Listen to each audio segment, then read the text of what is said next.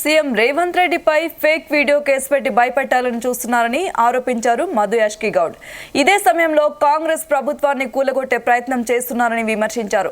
10 ఏళ్లలో మోదీ సర్కార్ తెలంగాణకు గాడిద గుడ్డు ఇచ్చిందన్న మధు యాష్కి గౌడ్ బీజేపీ రాజ్యాంగాన్ని మార్చాలని చూస్తోందని ఆగ్రహం వ్యక్తం చేశారు. ఈ 10 సంవత్సరాల కాలంలో ఓబీసీ రిజర్వేషన్స్ కానీ పెంచారా? ఓబీసీ వర్గాలకి ఏమన్నా నరేంద్ర మోదీ గారు తన ఏ కులం అని చెప్పుకుంటున్నాడో అందులో వెనుకబడ్డ వాళ్ళకి ఏమన్నా సహాయం అందించావా? సిగ్గు లేకుండా మొన్న జరిగిన మధ్యప్రదేశ్ మహారాష్ట్ర ఎన్నికలలో బీజేపీ ప్రభుత్వం, అక్కడ బీజేపీ పార్టీ ప్రభుత్వం ఉన్నది. లోకల్ బాడీ ఎలక్షన్స్లలో ఓబీసీ రిజర్వేషన్స్ లేకుండా ఎన్నికలు నిర్వహించడం.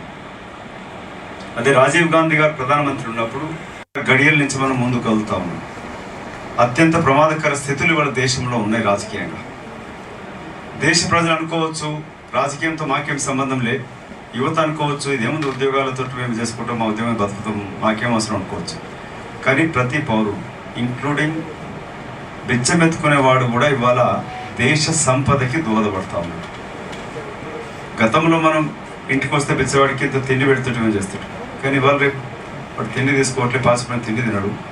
బిచ్చం ఎత్తుకునే వాళ్ళు నిరుపేదలు కూడా డబ్బులు తీసుకొని రాత్రికి ఉప్పు సప్పు బియ్యం కొనుక్కోవాలా, దాంట్లో కూడా జిఎస్టీ కట్టాల్సింది.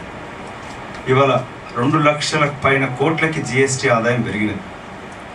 అంటే ప్రతి సామాన్య పౌరుడు, దేశంలో 90% జనాభా ఉన్న అట్టడుగు వర్గాలు కానీ ఎస్సీ ఎస్టీ బీసీ మైనార్టీలు కావచ్చు, ప్రధానమంత్రి కావడానికి కొరకై ముఖ్యమంత్రిగా ఉన్నప్పుడు తన కులాన్ని